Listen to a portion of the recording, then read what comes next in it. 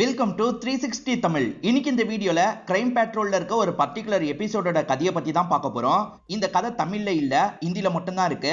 அதனால மேற்கொண்டு கண்டினியூ பண்ணுங்க. இந்த கதையில நீங்க எதிர்பார்க்காத நிறைய ட்விஸ்ட் அண்ட் டர்ன்ஸ்லாம் வச்சிருப்பாங்க. கண்டிப்பா இந்த ஸ்டோரி உங்க எல்லாருக்குமே பிடிக்கும்னு நம்புறேன். அதாவது ஒரு மனநலம் பாதிக்கப்பட்ட ஒரு சின்ன பொண்ணு மர்மமான முறையில கொல்லப்படுறா. அவளை கொலை பண்ணது யாருன்ற மாதிரி விசாரணை பண்றாங்க. குற்றவாளியை கண்டுபிடிச்சாங்களா இல்லையான்னு சொல்றது தான் கதையா இருக்கும். எக்ஸ்பிளனேஷனுக்குள்ள போறதுக்கு முன்னாடி வீடியோக்கு ஒரு லைக் போடுங்க. அது மூலியமா இந்த வீடியோ இன்னும் நிறைய பேர்கிட்ட கொண்டு போய் சேர்க்கப்படும். மேற்கொண்டு டைம் வேஸ்ட் பண்ணாம நம்ம நேரடியா எக்ஸ்பிளனேஷனுக்குள்ள போயிடலாம். எபிசோடு ஸ்டார்டிங் சீனே ஒரு அப்பா பொண்ணை காட்டுறாங்க. அப்பா பேரு பிரகாஷ், பொண்ணோட பேரு மீரா அப்படின்றது. மீராக்கு ஏறக்குறைய 18 வயசுக்கு மேல ஆயிருச்சு. இருந்தாலும் மனநலம் பாதிக்கப்பட்டவங்க மாதிரி தான் இருக்காங்க. கார்ல தொங்கல்ல அந்த பொம்மையில விளையாடிட்டு இருக்காங்க. பேசாம வான்ற மாதிரி அப்பாவும் கொஞ்சம் கோவப்படுறாரு. அப்பா எப்ப பாரு பொண்ணு மேல எரிஞ்சு எரிஞ்சு விழுவாரு போல. இப்ப பார்வதின்னு ஒருத்தங்களை காட்டுறாங்க. இவங்க தான் பிரகாஷோட ஒய்ஃபா இருப்பாங்க. டாக்டர் என்ன சொன்னாரு அப்படின்ற மாதிரி கேக்குறாங்க. என்ன சொன்னாரு? இன்னும் சில மருந்து மாத்திரை எல்லாம் தந்திருக்காரு. எனக்கு என்னமோ நம்பிக்கை இல்லைன்ற மாதிரி சொல்லிட்டாரு. அதாவது பொண்ணுக்கு சரியாக வாய்ப்பு இல்லைன்ற மாதிரி சொல்லிட்டாரு. அப்படிலாம் சொல்லாதீங்க, ஏன் இந்த மாதிரிலாம் பண்றீங்கன்ற மாதிரி இவங்க ஃபீல் பண்றாங்க. இந்த வீட்டுல ஃபாத்திமான்னு ஒருத்தங்க வேலை பார்த்துட்டு இருக்காங்க. என்னாச்சு அப்படின்ற மாதிரி ஓனர் அம்மா கிட்ட கேக்குறாங்க. மாத்திரை மருந்தெல்லாம் தந்திருக்காங்களா அப்படின்ற மாதிரி பார்வதி சொல்லிட்டாங்க. என் அப்பா தந்த மருந்தே செட் ஆகல, இந்த அலோபதி மருந்தெல்லாம் சரி பண்றது கஷ்டமா அப்படின்ற மாதிரி ஃபாத்திமா சொல்றாங்க.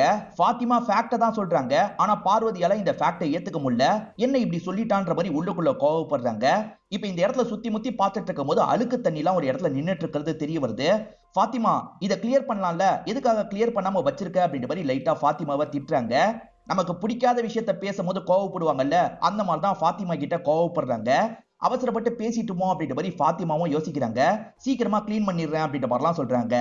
இந்த பிரகாஷ் காரை ஒரு இடத்துல நிறுத்துறாரு. பக்கத்துல ஏதோ வாங்கணும் போல.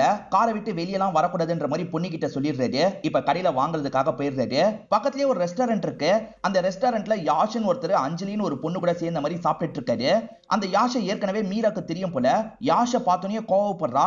இப்ப வேகமா காரை விட்டு இறங்கி அந்த இடத்துக்கு வந்துட்டு இருக்கா. வந்தவ என்ன பண்றானா, அங்க இருக்க போக்கு எடுத்து அந்த அஞ்சலி அட்டாக் பண்றா. நல்ல வேலையா அஞ்சலிக்கு சின்ன காயம் தான் பட்டிருக்கும். சுத்தி இருக்க எல்லாருமே வந்து இந்த பொண்ணை தடுத்துடுறாங்க. அதே மாதிரி சவுண்ட் கேட்டு பிரகாஷ் இருக்கார்ல, வேகமா ஓடி இந்த இடத்துக்கு வந்துடுறாரு. அப்பா யாஷ் வேற ஒரு பொண்ணு கூட பேசிட்டு இருந்தான், அதனால தான் இந்த மாதிரி பண்ணன்ற மாதிரி மீரா சொல்லிட்டு இருக்கா. யாஷ் இருக்கார்ல, இந்த பைத்தியத்தை முதல்ல இங்க இருந்து கூட்டு போங்கன்ற மாதிரி சொல்றாரு. பார்த்து பேசு அப்படின்ற மாதிரி பிரகாஷும் யாஷ் மேல கோவப்பட்டு இருக்காரு. மாத்தி மாத்தி சண்டெல்லாம் போட்டுட்டு இருக்காங்க. அஞ்சலிக்கு இவங்க யாருன்னு பெருசா தெரியல. அஞ்சலியும் முழிச்சிட்டு இருக்காங்க. இப்ப பிரகாஷ் இருக்கார்ல, நம்ம கிளம்பலாம் அப்படின்ற மாதிரி சொல்றாரு. இப்ப பொண்ணை கூட்டிட்டு இங்க இருந்து கிளம்புறாரு. வீட்டுக்கு வந்தவர் பொண்ணை போட்டு பயங்கரமா திட்டுறாரு. நீ பண்ற விஷயத்தினால தினம் தினம் நான் தான் அசிங்கப்பட்டு இருக்கேன், ஏன் இப்படி பண்றன்ற மாதிரி திட்டிட்டு இருக்காரு. பார்வதி இந்த இடத்துக்கு வந்துடுறாங்க. இவ பிரச்சனை தெரியும்ல, அப்படி இருந்தும் எதுக்காக திட்டுறீங்க அப்படின்ற மாதிரிலாம் கேட்டுட்டு இருக்காங்க. இன்னைக்கு என்ன பண்ணா தெரியுமா, இதுதான் நடந்தது அப்படின்ற மாதிரி நடந்த விஷயத்த சொல்றாரு. ஏமா இப்படி பண்ண, இப்படி எல்லாம் பண்ணக்கூடாது அப்படின்ற மாதிரி அம்மா சொல்லிட்டு இருக்காங்க.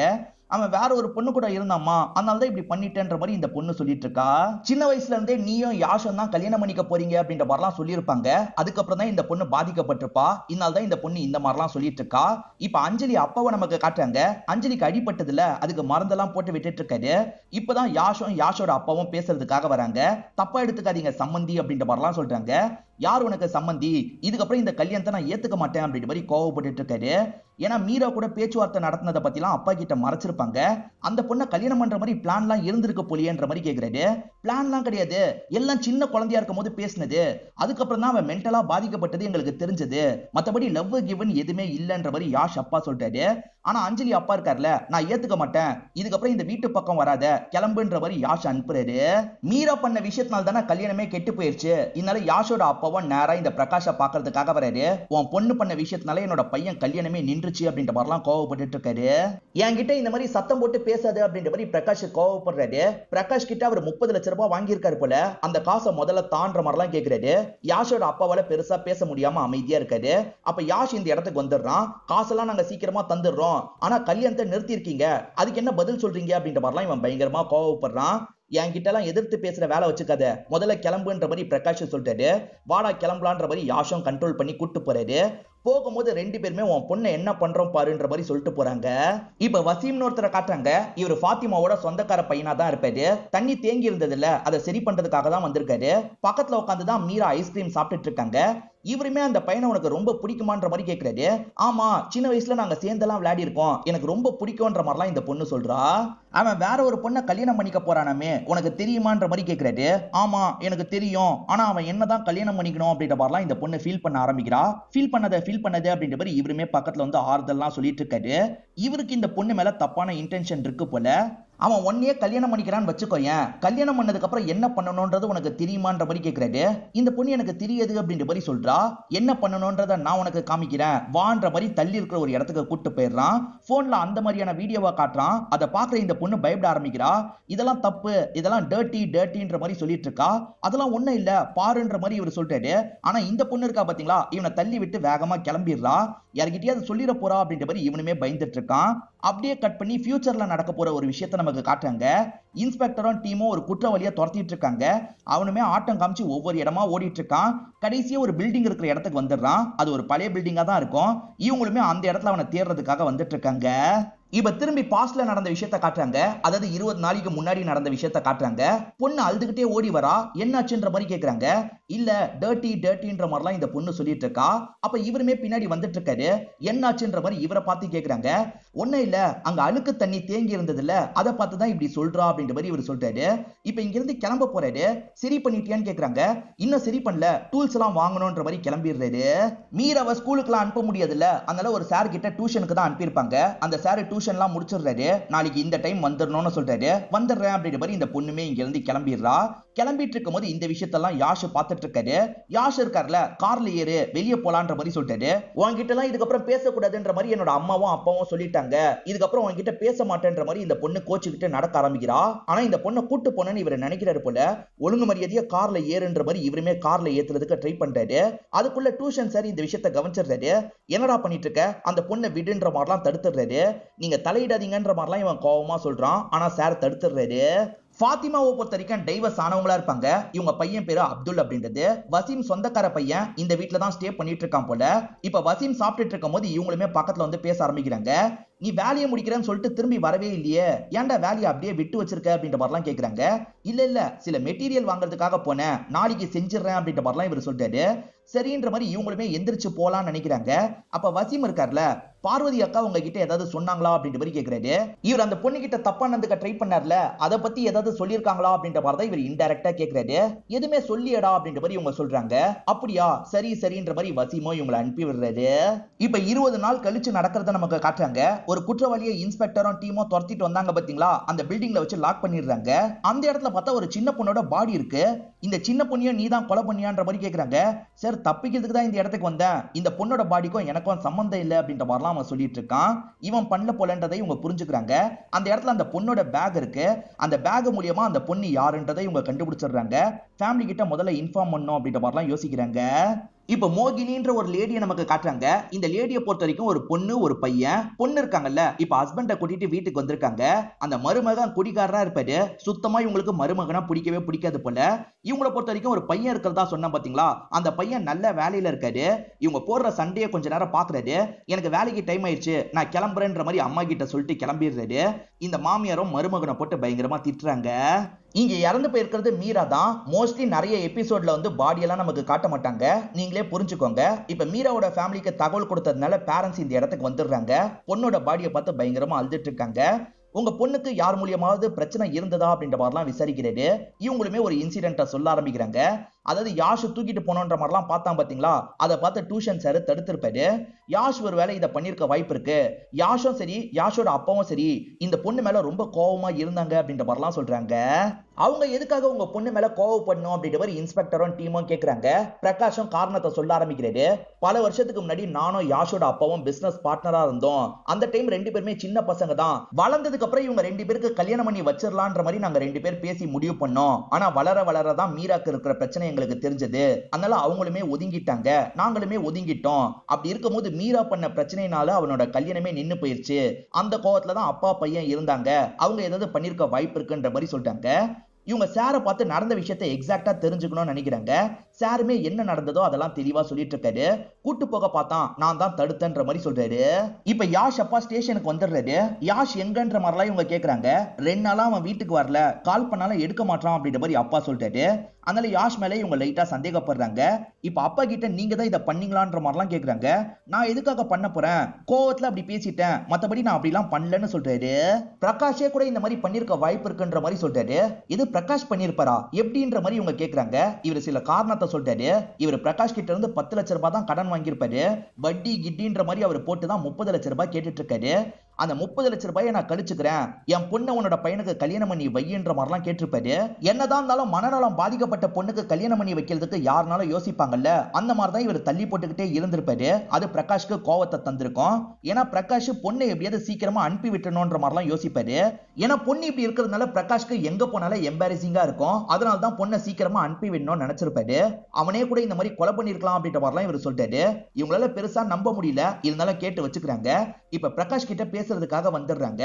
நீங்க 10 லட்சம் ரூபாய் தான் காசு தந்திருக்கீங்க, ஆனா 30 லட்சம் ரூபாய் கேட்டிருக்கீங்க, இது எப்படி நியாயமா இருக்கும்ன்ற மாதிரி கேக்குறாங்க. சார் நான் 5 வருஷத்துக்கு முன்னாடி தந்தேன் சார், வட்டி கிட்டி நீங்க போட்டு பாருங்க, கண்டிப்பா 30 லட்சம் ரூபாய் வந்துரும். எனக்கு காசெல்லாம் கூட முக்கியம் இல்ல சார், வார்த்தைக்கு வார்த்தை என்னோட பொண்ணு மனநலம் பாதிக்கப்பட்டவன்ற மாதிரிலாம் அவன் பேசினா, அந்த கோவத்தினால தான் காசை எடுத்து வையின்ற மாதிரி நானும் பதிலுக்கு பேசினேன், மத்தபடி எதுவும் இல்லன்ற மாதிரிலாம் சொல்றாரு. அந்த யாஷோட போன் இன்னும் சுவிட்ச் ஆஃப்ல இருக்கு, சீக்கிரமா அவனை கண்டுபிடிக்கணும்ன்ற மாதிரி இவங்க பேசிக்கிறாங்க. பிரகாஷ் கிட்ட விசாரிச்சுட்டாங்கல்ல, கிளம்பலாம் அப்படின்ற மாதிரி காரை ஸ்டார்ட் பண்றதுக்காக வராங்க. அப்பன்னு பார்த்து ஒரு லேடி உள்ள போயிட்டு இருக்கிறத கவனிக்கிறாங்க. அதாவது ஃபாத்திமா தான் உள்ள போயிட்டு இருக்கிறத கவனிக்கிறாங்க. நீ யாருன்ற மாதிரிலாம் கேக்குறாங்க. இந்த வீட்டுல நான் வேலை பார்த்துட்டு இருக்கேன்னு ஃபாத்திமா சொல்றாங்க. சரி இவங்க 2 பேருமே பொண்ணுகிட்ட எப்படி நடந்துப்பாங்க, நல்ல விதமா நடந்துப்பாங்களா அப்படின்ற மாதிரி கேக்குறாரு. சார் 2 பேருமே பொண்ணு மேல ரொம்ப பாசமா இருப்பாங்க, ஆனா பிரகாஷ் சார் அப்பப்ப கோவப்படுவாரு, அவர் மட்டும் தான் பொண்ணை திட்டுவாரு, ஆனா பார்வதி மேடம் ஒரு நாள் கூட திட்டினது இல்லை அப்படின்ற மாதிரிலாம் சொல்றாங்க. ஆக மொத்தத்துல பிரகாஷ் பொண்ணு மேல கோவப்படுவாருன்றது இவங்களுக்கு தெரிஞ்சிருது. சரி நீ வீட்டுக்குள்ள போ, நாங்க கிளம்புறோன்ற மாதிரி இந்த இடத்தை விட்டு கிளம்ப ஆரம்பிக்கிறாங்க. அந்த பொண்ணு ஒரு பழைய பில்டிங்ல தானே இறந்து போயிருந்தாங்க, அங்க பக்கத்துல சிசிடிவி இருந்தா செக் பண்ணி பாருங்கன்ற மாதிரி சொல்லியிருப்பாரு. ஆளுங்க செக் பண்ணி பாக்குறாங்க, ஆனா பிரயோஜனமா எதுவுமே கிடைக்கல. போஸ்ட்மார்ட்டம் ரிப்போர்ட் வந்தாதான் மேற்கொண்டு ஏதாவது டீடைல் கிடைக்கும், அது மூலியமா நம்ம தேட முடியும்ன்ற மாதிரிலாம் இன்ஸ்பெக்டர் ஆளுங்க கிட்ட பேசிட்டு இருக்காரு. மோகினின்னு ஒருத்தங்களை காமிச்சாங்கல்ல, அவங்களோட மருமகன் குடிச்சிட்டு குடி போதையில கதவை தட்டிட்டு இருக்காரு. அவரோட ஒய்ஃப் கதவை திறக்கிறதுக்காக வேகமா போயிட்டு இருக்காங்க. எங்க போயிட்டு இருக்க, கதவெல்லாம் ஒன்னும் திறக்க தேவையில்ல, இன்னைக்கு அவன் வெளியே இருக்கட்டும் அப்படின்ற மாதிரிலாம் அம்மா சொல்லிட்டு இருக்காங்க. ஒய்ஃபுக்கு ஹஸ்பண்ட் ரொம்ப பிடிக்கும் போல, அவர் பாவம்ன்ற மாதிரிலாம் அம்மா கிட்ட சொல்லிட்டு இருக்காங்க. அவருமே கதவை தரன்ற மாதிரி தட்டிக்கிட்டே இருக்காரு. எல்லாருமே சுத்தி வேடிக்கைலாம் பார்த்துட்டு இருக்காங்க. இவர் கையில ஒரு சுத்திலும் இருக்கு, அதை வச்சும் கதவை தட்டிட்டு இருக்காரு.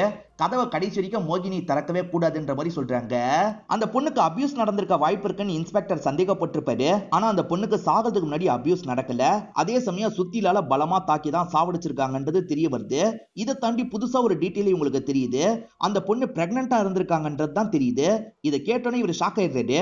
சாகிறதுக்கு முன்னாடி அந்த பொண்ணுக்கு அபியூஸ் நடக்கல, ஆனா ஏற்கனவே அந்த பொண்ணுக்கு அபியூஸ் நடந்திருக்கு போல, அதனால தான் அந்த பொண்ணு பிரெக்னண்டா இருந்திருக்கா, இதை பத்தி வீட்டுல தான் விசாரிக்கணும்ன்ற மாதிரி சொல்றாரு.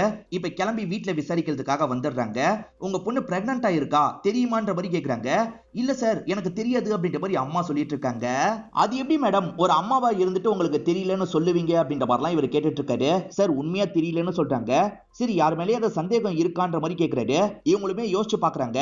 வசீம் கொஞ்சம் பயந்த மாதிரி போனாரு பாத்தீங்களா, வசீம் மேலதான் இவங்களுக்கு டவுட் வருது. வசீம் கிளீன் பண்றதுக்காக வந்தான், அவன் மேல எனக்கு டவுட்டா இருக்கு அப்படின்ற மாதிரிலாம் சொல்றாங்க. இப்ப வசீமா ஸ்டேஷனுக்கு இழுத்துட்டு வந்துடுறாங்க. ஒழுங்கு மரியாதையா ஒத்துக்கோ, நீ அந்த பொண்ணை அபியூஸ் பண்ணிருக்க, இந்த விஷயத்த பார்வதி பாத்துருக்காங்க, ஒத்துக்கோன்ற மாதிரிலாம் அடிக்கிறாங்க. சார் சத்தியமா நான் எதுவுமே பண்ணலன்ற மாதிரி சொல்றான். ஆக்சுவலா இவன் இன்னைக்கு அபியூஸ் பண்றதுக்கு ட்ரை பண்ணிருப்பான், ஆனா அதை கூட இவன் மறைச்சிடறான். அந்த பொண்ணு தண்ணியை பார்த்து தான் டர்ட்டின்ற மாதிரி சொன்னா சார், நாளா எதுவுமே பண்ணல அப்படின்ற மாதிரி சொல்லிட்டு இருக்கான். இவன் சொல்றத உடனே இன்ஸ்பெக்டர் ஏத்துக்க மாட்டாரு. இப்போதைக்கு இவன் தான் சஸ்பெக்டா இருக்கான், அதனால இவனை லாக் பண்ணி விசாரிக்கலான்ற மாதிரி யோசிக்கிறாரு. இப்ப ஆளுங்களை பாத்துக்க சொல்லி சொல்றாரு. கொஞ்ச நேரத்துல இந்த இடத்துக்கு ஒருத்தர் வராரு. யாருன்னு பாத்தீங்கன்னா அஞ்சலியோட அப்பா தான் வந்திருக்காரு. இவங்களுமே உட்கார வச்சு என்ன விஷயம்ன்ற மாதிரிலாம் பேசுறாங்க. சார் என் பொண்ணு 4 நாளா காணோன்ற மாதிரி சொல்றாரு. நம்ம பொண்ணுக்கு யாஷ் வேணான்ற மாதிரி இவர் முடிவு பண்ணாரு பாத்தீங்களா, அதனால பொண்ணை வெளியே விட்டுருக்க மாட்டாரு. ஆனா யாஷே பொண்ணை பாக்குறதுக்காக வந்துடுறான். அஞ்சலி நான் உன்னை ரொம்ப மிஸ் பண்றேன், என் கூட வந்துருன்ற மாதிரி சொல்றான். அஞ்சலிக்குமே இவனை பிடிக்கும் போல, பக்கத்துல வந்து கட்டிலாம் பிடிச்சிட்டு இருக்காங்க. ஆனா அப்பா இருக்காருல தடுத்துடுறாரு. இதுக்கப்புறம் இந்த வீட்டு பக்கம் வந்தனா அவ்வளவுதான், முதல்ல இங்க இருந்து கிளம்பு அப்படின்ற மாதிரி அனுப்பி விட்டுருப்பாரு. அப்படி அனுப்பி விட்டதுல இருந்து தான் பொண்ணு காணாம போயிருக்காங்க. பொண்ணு அவன் தான் தூக்கி இருக்கான் போல சார், எப்படியாவது எனக்கு கண்டுபிடிச்சு கொடுங்கன்ற மாதிரிலாம் கேட்டுட்டு இருக்காரு. இப்ப அஞ்சலி ஒரு இடத்துல உட்காந்து பயங்கரமா அழுதுட்டு இருக்காங்க. யாஷ் தான் தூக்கி இருக்கான் போல, என்னோட அப்பா என்ன தேடுவாரு, தயவு செஞ்சு என்ன விட்டுரு அப்படின்ற மாதிரிலாம் இவங்க கேட்டுட்டு இருக்காங்க. அப்படிலாம் உன்னை விட முடியாது, நீ இங்கதான் இருக்கணும்ன்ற மாதிரிலாம் இவன் கொஞ்சம் வித்தியாசமா பேசுறான். இந்த பொண்ணுமே பயந்த மாதிரி அழுதுட்டு இருக்காங்க. அப்துல்னு ஒரு பையனை காமிச்சாங்க பாத்தீங்களா, அவனுமே அம்மா கிட்ட பேசணும்ன்ற மாதிரி திரும்ப திரும்ப கால் பண்ணிட்டு இருக்கான். கொஞ்ச நேரத்துல அவங்களே வீட்டுக்கு வந்துடுறாங்க. ஏன் இந்த மாதிரி பதட்டமா இருக்கன்ற மாதிரி பையன் கிட்ட கேக்குறாங்க. வசீமா போலீஸ் தூக்கிட்டு போயிட்டாங்க அப்படின்ற மாதிரி இவனுமே சொல்றான். இன்ஸ்பெக்டரும் ஆளுங்களும் பேசிட்டு இருக்காங்க. அப்ப ஃபாத்திமா இந்த இடத்துக்கு வந்து ஒரு லேடி கிட்ட பேசிட்டு இருக்காங்க. இதை கவனிச்ச இவங்க இருக்காங்கல்ல, என்ன விஷயம் அப்படின்ற மாதிரிலாம் கேக்குறாங்க. சார், வசீமே என்னோட சொந்தக்கார பையன் தான் சார், என் கூட தான் ஸ்டே பண்ணிட்டு இருக்கான், அவனை அரெஸ்ட் பண்ணிட்டீங்களாமே, அதனால தான் கூட்டு போறதுக்காக வந்திருக்கேன்னு சொல்றாங்க.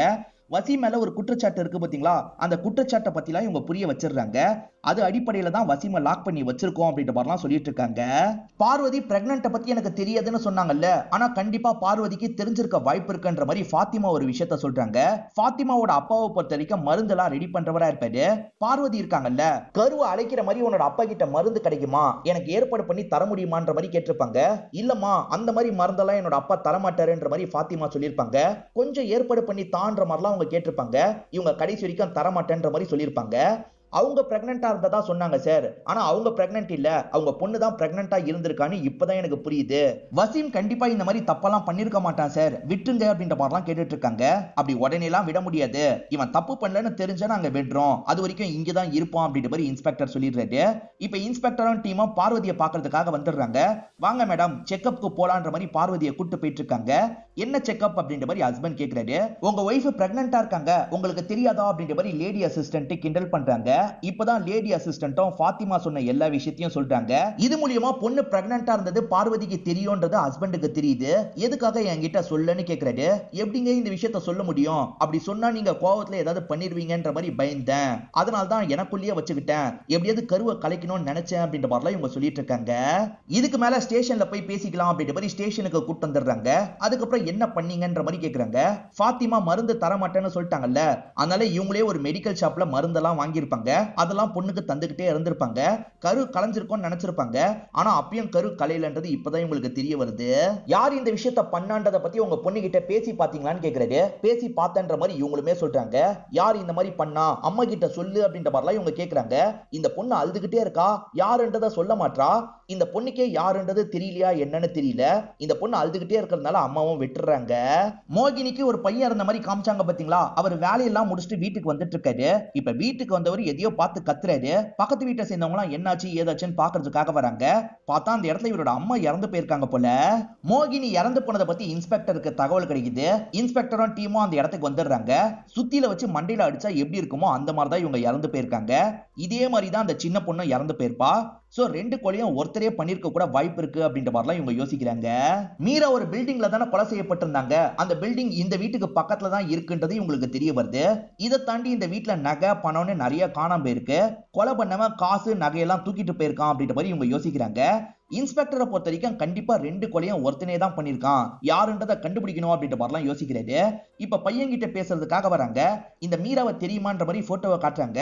எனக்கு தெரியாதுன்ற மாதிரிலாம் சொல்லிட்டு இருக்கான். உன் அம்மா எப்படி கொல்லப்பட்டிருக்காங்களோ அதே மாதிரிதான் இந்த பொண்ணும் கொல்லப்பட்டிருக்கா, அதனால தான் கேட்கிறோன்ற மாதிரி இவங்க சொல்றாங்க. சரி, உனக்கு யார் மேல சந்தேகம் இருக்குன்ற மாதிரி கேக்குறாங்க. சார், கண்டிப்பா என்னோட அக்கா ஹஸ்பண்ட் தான் இந்த விஷயத்த பண்ணிருக்க வாய்ப்பு இருக்கு. நான் திரும்பி ஊருக்கு வர வரைக்கும் என்னோட அக்கா இருக்கிறதா சொன்னா, ஆனா அதுக்குள்ள கிளம்பி போயிருக்கா. என் மாமாக்கும் என்னோட அம்மாக்கும் சுத்தமா செட்டே ஆகாது, அவர் தான் ஏதாவது பண்ணிருக்க வாய்ப்பு இருக்குன்ற மாதிரிலாம் இந்த பையன் சொல்றான். இப்ப அக்கா கிட்டயும் ஹஸ்பண்ட் கிட்டயும் விசாரிக்கிறதுக்காக வீட்டுக்கு வந்துடுறாங்க. ஏன் பாதியிலேயே கிளம்பிட்டீங்கன்ற மாதிரி கேக்குறாங்க. தேடி பார்க்கும்போது வீட்டுல சுத்தியில் வேற கிடைக்குது. அதனால சந்தேகத்துல இவங்க ரெண்டு பேரையும் ஸ்டேஷனுக்கு கூட்டு வந்துடுறாங்க. உங்க அம்மா கொல்லப்பட்டிருக்காங்க, நீங்க இதுல சம்பந்தப்பட்டிருப்பீங்களோ நாங்க சந்தேகப்படுறோம், எதுக்காக பாதியிலேயே அங்கிருந்து கிளம்புனீங்க, ஒழுங்கா சொல்லுங்கன்ற மாதிரிலாம் கேக்குறாங்க. இவங்களுமே அதுக்கான காரணத்தை சொல்றாங்க. என் ஹஸ்பண்ட் புதுசா ஒரு பிசினஸ் பண்ண போறாருமா, இடம் இருக்குல்ல அதை வித்து காசு தாங்கன்ற மாதிரி பொண்ணு கேக்குறா. இது பிசினஸ் இவன் பண்ண போறானா, இவன் மூஞ்ச பார்த்தா பிசினஸ் பண்ற மாதிரியா இருக்குன்ற மாதிரி அவங்களும் ரொம்ப கிண்டல் பண்றாங்க. தேவையில்லாம பேசாதீங்க, காசை தாங்கன்ற மாதிரி அவன் சொல்றான். அப்படிலாம் உனக்கு காசு தர முடியாது, முதல்ல ரெண்டு பேருமே இந்த வீட்டை விட்டு வெளியே போங்க அப்படின்ற மாதிரி இவங்க தான் அனுப்பி விட்டுருப்பாங்க. அப்படி அனுப்பி விட்டதுனால கோவத்துல கொலை பண்ணிட்டீங்களா அப்படின்ற மாதிரி இன்ஸ்பெக்டர் கேக்குறாரு.